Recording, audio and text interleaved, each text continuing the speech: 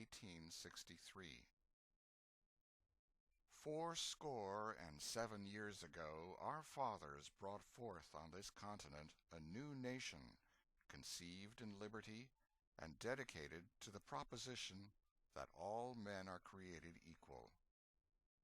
Now we are engaged in a great civil war, testing whether that nation, or any nation so conceived and so dedicated, can long endure. We are met on a great battlefield of that war.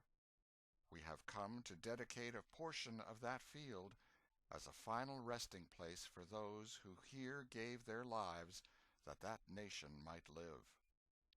It is altogether fitting and proper that we should do this. But, in a larger sense, we cannot dedicate, we cannot consecrate, we cannot hallow this ground. The brave men, living and dead, who struggled here have consecrated it, far above our poor power to add or detract. The world will little note nor long remember what we say here, but it can never forget what they did here.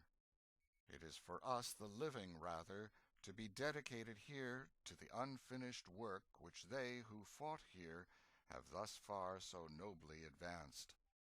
It is rather for us to be here dedicated to the great task remaining before us, that from these honored dead we take increased devotion to that cause for which they gave the last full measure of devotion, that we here highly resolve that these dead shall not have died in vain, that this nation under God shall have a new birth of freedom, and that government of the people, by the people, for the people, shall not perish from the earth.